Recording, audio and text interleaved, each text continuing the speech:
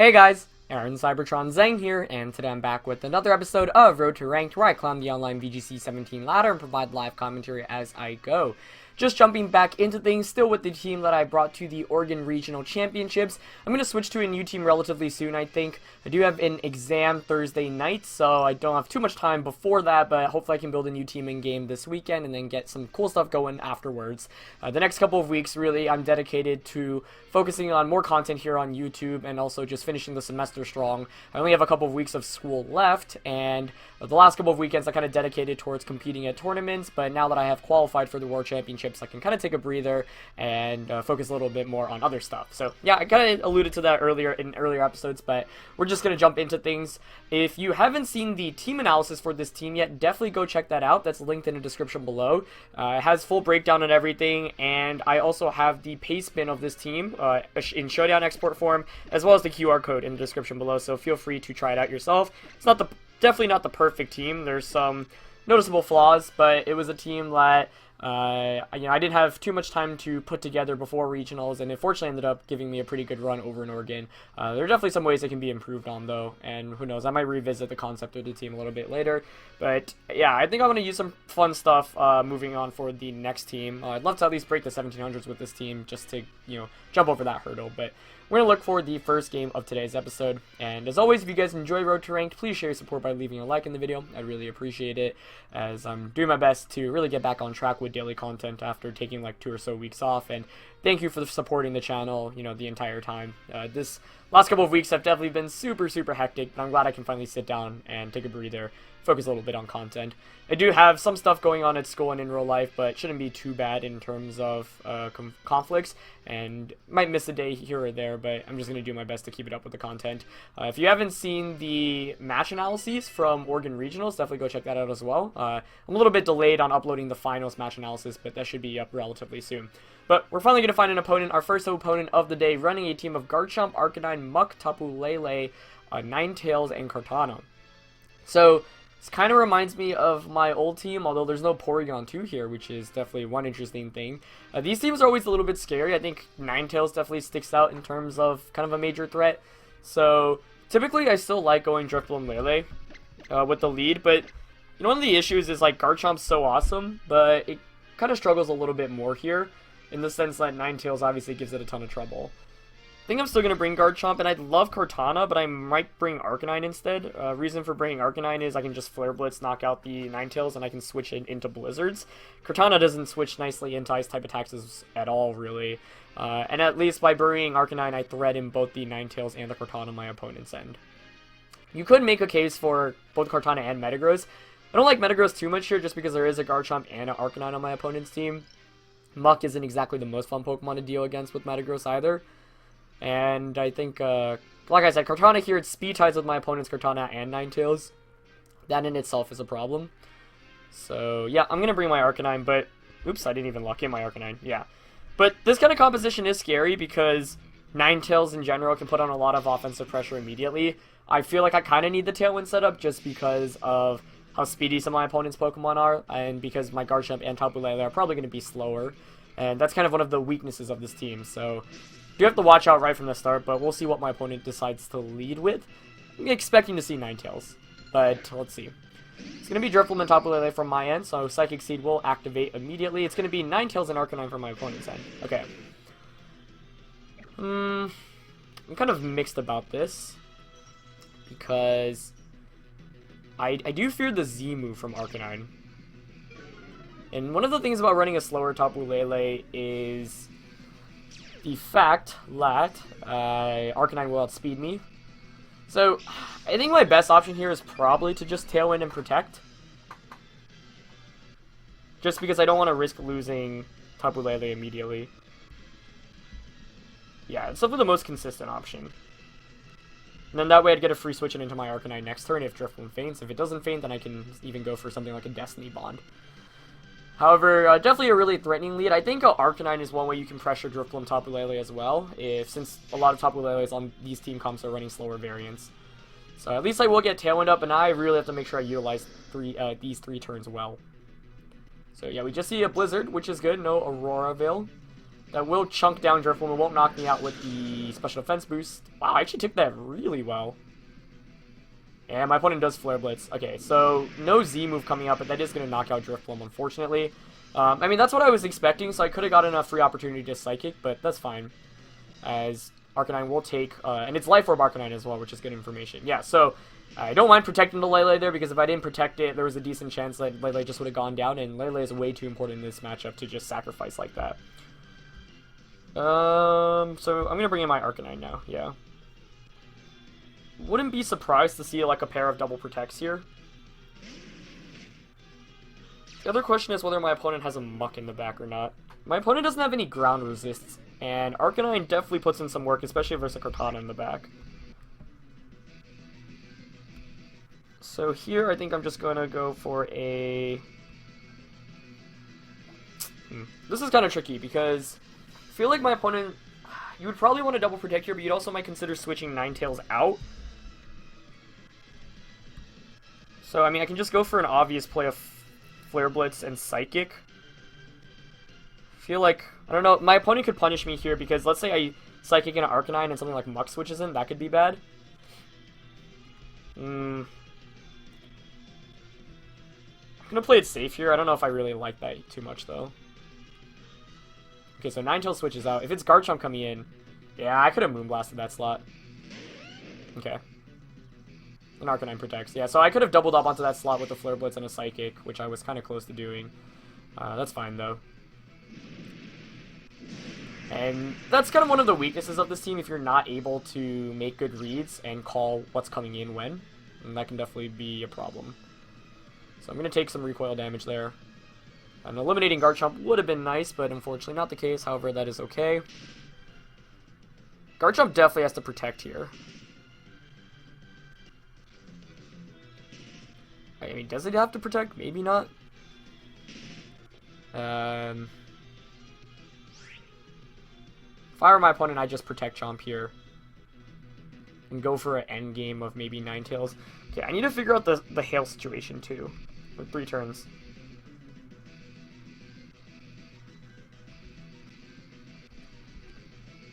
You know what I like doing here? I like actually bringing in Garchomp and Moonblasting Garchomp, because Arcanine here's, I think, maybe just going to try to sack itself, and even though I don't get a knockout, I put on some more pressure because then my Garchomp comes in and then I can pick up 2 knockouts in 1 turn.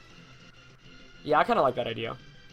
Although last turn's really frustrating. I really should have just doubled up onto Ninetales. But obviously, like, Ninetales could have protected and Garchomp could have switched into Garchomp could have switched into the Arcanine slot. I think the frustrating thing is for me just to, like, having played it safe turn 1 where I could have just attacked. But I'll bring in my Garchomp. Ooh, okay, no protect from either Pokemon, and that's a knockout onto my opponent's Garchomp. Alright, that's really nice. So I can understand why my opponent didn't protect there, because my Arcanine can't knock out my opponent's Arcanine. We might see a Flare Blitz into the Lele slot. Oh, Wild Charge, actually. Okay, even better. That's not what I was predicting, but I'll take that. Yeah, so the reason why my opponent probably didn't protect Garchomp was, I guess he might have been going for a Z move there, saying, okay, you need to commit to one of my 2 Pokemon. If you Psychic Arcanine, then, you know, I've got Garchomp, which can just knock out your Lele, and I knew since I have 1 more turn of Tailwind here, that was like a relatively risk-free play. Yeah, so Ninetales is going to come in. I'm okay with that, actually, because what I can do now, first of all, Hail's expiring, which is good, but what I can also do is Tectonic Rage to attack through Protect. And I think it's likely, like, Ninetales really has to protect you. I could double up into that slot.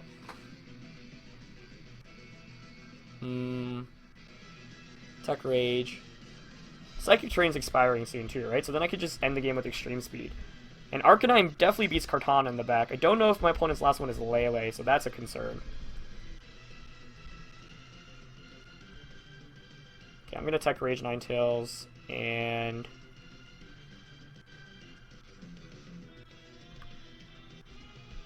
Ooh, I Psychicked. I don't know if I like that play. Okay, but Ninetales protects. Good. So that was kind of risky if Ninetales just Blizzarded, but you really can't. Yeah, so double protect. That's fine. So the good thing here is now I blow through the Focus Sash, and that's always good. Hail's going to expire soon. I should have switched Lele into Arcanine, but I was afraid that Arcanine wouldn't protect and just go for an attack. I think my opponent's last one's going to be Cortana, and I hope that's the case, because then Arcanine beats Cortana and Ninetales. But I will get this Tech Rage off through the Protect. That should still do around like 25 to 30% to put it in Psychic KO range, or Flare Blitz KO range. Most important thing is just breaking the potential Sash. Yeah, okay. But I should have switched into Arcanine there. That would have put me in a significantly better position. I mean, I can still do that this turn, though. Here you just Blizzard and Flare Blitz Lele, I think. Yeah, so Tailwind Peter's out now.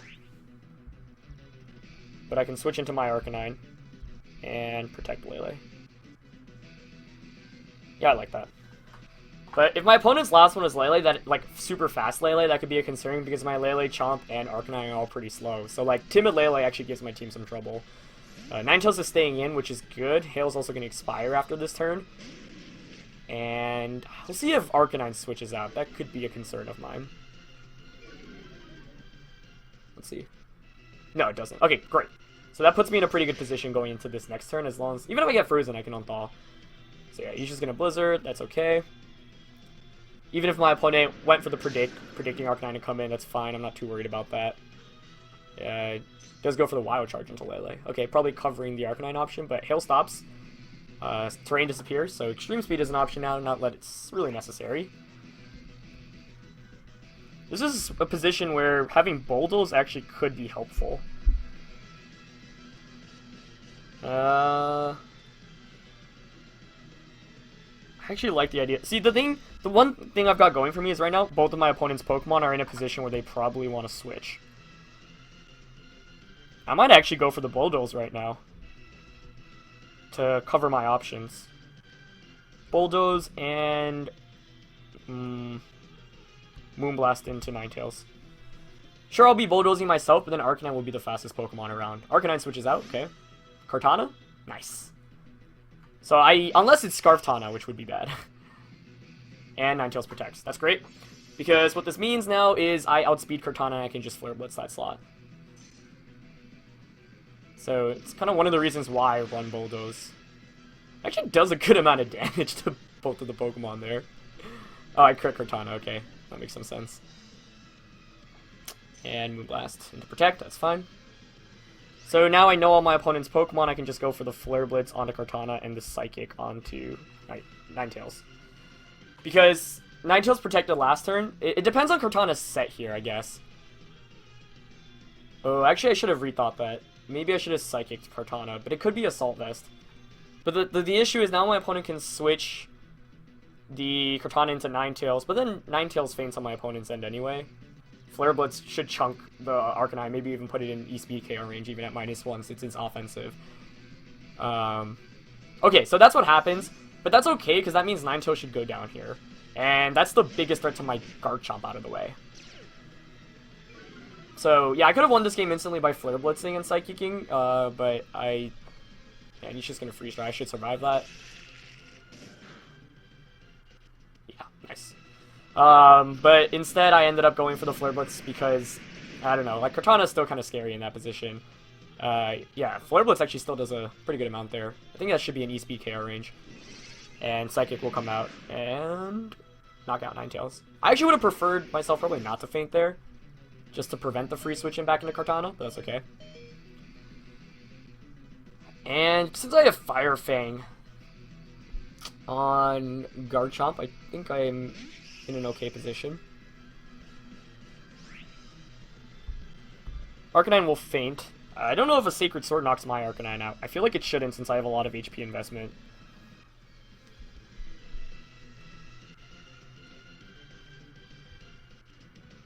Even with the Beast Boost, will he knock me out? I don't think he should. So here I have two options, right? I can E-Speed Arcanine and Psychic.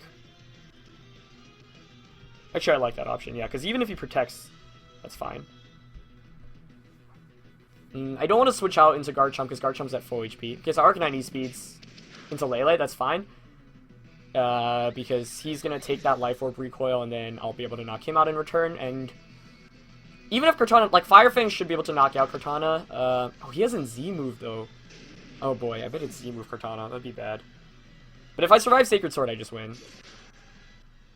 Yeah, nice. Okay, figured Arcanine would be bulky enough there. So that procs my berry, that heals me all the way up to 50%. Now Garchomp can come in, I can just Fire Fang and Flare Blitz. This was definitely a scary game, but I think we should be able to pull this one out. Yeah. So I'm just gonna Flare Blitz. He needs to crit Arcanine with Sacred Sword, me to miss Fire Fang, and then crit again. And he's going for Leaf Blade on the Garchomp, yeah. That was a crit though. Yeah. But even with that crit, not enough to knock me out. So yeah, that's why I was like, okay, even if the Beast Boost happens, I think I should be able to hang on and survive and pick up the knockout. So, wow. That was a pretty long and drawn out game, but definitely a really fun one, I think. Pretty high level play, I would say. And ultimately, it was frustrating, right? Because I could have knocked out Garchomp immediately, but my opponent giving up Garchomp that one turn on their Tailwind was just really key for me. He went for a gamble, but it didn't work out in his favor. As a result, I was able to pick up a knockout onto a pretty big threat to my team. And then I'm glad I got to feature Bulldoze there, because I think Bulldoze was actually pretty important for me, forcing my opponent to basically switch back out and allowing me to get knockouts. If anything, yeah, I think maybe my opponent could have gone for the Extreme Speed and the Sacred Sword double target onto my Arcanine, but I don't know what item the Kartana had in the end there, because for our next opponent of the day, we're going to get Summer from New York. I believe I played her, I think it was off screen a couple of days ago, but I know she's like an up-and-coming player from New York, which is my hometown, so excited to go up against her. She's got a team of Coco, Garchomp, Kartana, Muck, Arcanine, and Gyarados. So, let's see. That's definitely kind of scary team comp. Like, I'm inclined to go Driftlele, Garchomp for sure, and then probably Kartana.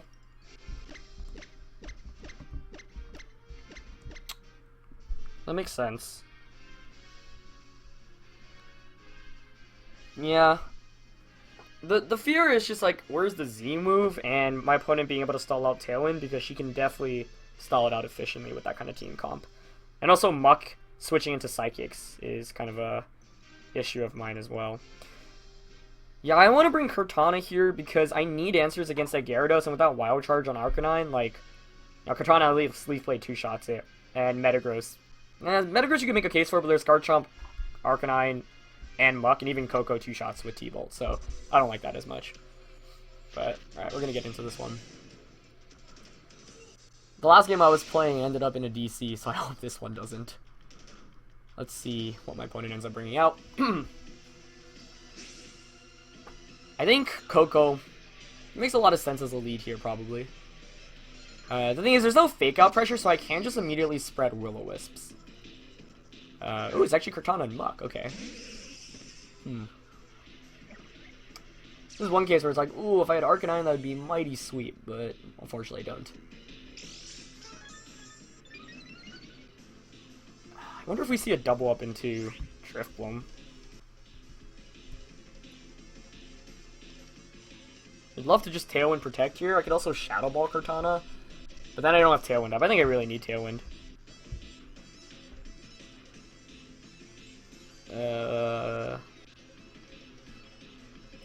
I might gamble here and attack with Lele. That's like super risky though.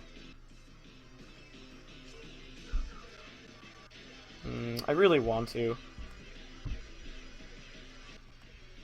I think I'm gonna go for it. Yeah, because I guess you could just Smart Strike, but Knockoff doesn't knock out Blim after the seed, I think. Yeah, okay. Nice. I'm expecting the double up onto Drifbloom. I hope so. Yeah, Psychic does a ton of damage there. Sometimes just making that play turn one, yeah, and Knockoff. Perfect. So expecting the Protect on Lele, but I decided to play a little bit more aggressively this time in anticipation of that. That puts me in a pretty good position going into turn 2, because I can bring in Garchomp now. Yeah. I do want a Swords Dance here. The thing is, there's a possibility of Gyarados switching in, and that's always a problem. But the thing is, like, where would you switch in Gyarados? Because if I would probably switch it into a Muck slot. And Fire Fang Kartana. And Swords Dance. I really want to, like, I guess Moonblast on Muck still covers. Yeah, I think I'm just going to Fire Fang Kartana and Moonblast Muck. Maybe I should have SD'd here. That might have been the better play. I don't know if Muck Poison Jab knocks out Lele. Okay, Muck does switch out. Nice. I hope it's Gyarados coming in. Excellent. First 2 turns have been pretty good. This covers the Muck option. And now, regardless of what Cortana does, should be good. Nice. Okay, Fire Fang can't miss. I was a little bit worried about that. That puts me in a really good position. Like, her team comp was really scary on Team Preview. But, definitely puts me in a decent position here. Yeah, Moonblast also chunks Gyarados. It does so much. So not going for SD was good, and I still have 2 turns of Tailwind to take advantage of, and I've got Cortana in the back, which should finish off Gyarados at this point. And Muck comes back in. Okay, I definitely like my position right now. What could potentially be in the back for her?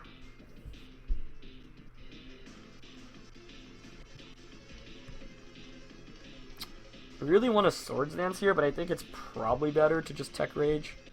Although I kind of want to save this... Because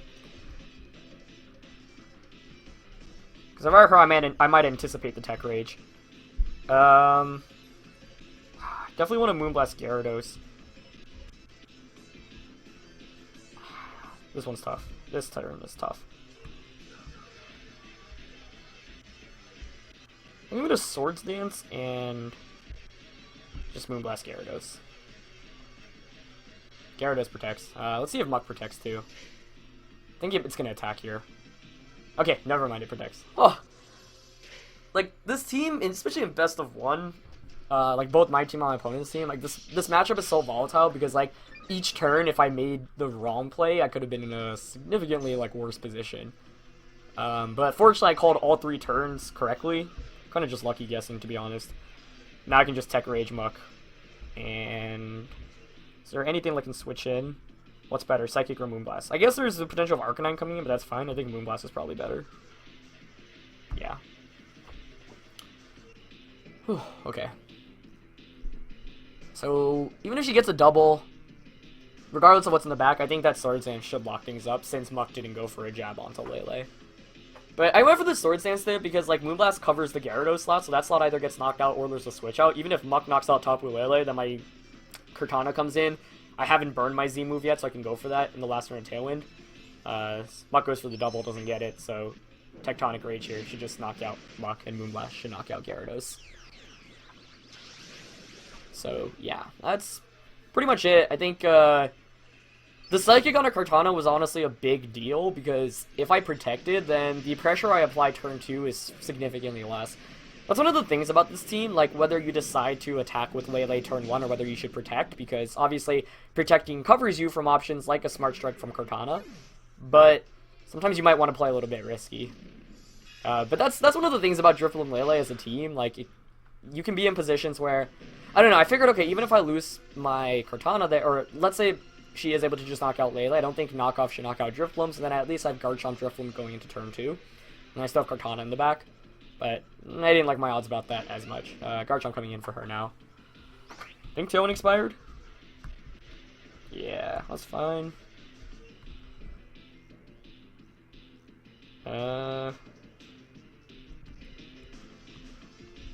See, Tech Rage, she could Tech Rage me right now. Or she could Protect. But Earthquake shouldn't knock my own Lele out, so I'm just going to Earthquake and Moonblast. Okay, yeah, she's gonna Earthquake. If that knocks out my Lele, that's actually ideal, because then my Earthquake becomes single target. I'm gonna knock out my own Tapu Lele here, but that's fine, because I've got Cortana in the back, and Leaf Blade should knock out Garchomp regardless of what set it is. As +1 EQ there does like 70%, which is pretty good. Yeah, so Lele faints. Weirdness disappears, but that's insignificant at this point. And the most important thing here is if that's Scarf Chomp, like I've got Sash, so even a crit, you know, I end up winning. If she's not Scarf Chomp, then she's slower, and Leaf Blade just finishes it off. So yeah, I'm just gonna Leaf Blade, and no reason to EQ myself here. And it is Scarf Chomp, actually. Interesting. It's like interesting to me. Scarf Chomp, I don't think has had like major. There have definitely been a couple of notable Scarf Chomps in tournament play. Like I think the Tectonic Rage set is by far the one that offers the most pressure, especially in like best of 3s, so for tournament play. But Scarf Chomp, especially on Battle Spot, like, that's one of the scariest things to play against. It's actually why I loved the previous team I was using, like the Melbourne Challenge team with had Porygon and whatnot, because like Porygon itself just counters Scarf Chomp so well because you get the special attack boost a lot of the times, and you are able to just knock it out in one shot. You can set up Trick Room. It's absolutely useless against it. So Porygon 2 definitely scares Garchomp a little bit more off. But with the Tectonic Rage set, with Swords Dance especially, you can actually one-shot Porygon after getting the SD off, so it's a very different dynamic. But, yep, that's going to conclude it for this episode. Good game to Summer there. Definitely got a little bit fortunate, just made some lucky calls there in the beginning of the game and end up winning, but exciting to play her, and hoping to see more of her, especially in the New York area. But that's going to conclude it for this episode. I hope you guys enjoyed watching this. As always, leave a like if you did. Go check out the team analysis if you have not seen it already, and I will catch you guys next time. Thank you guys for watching. Peace.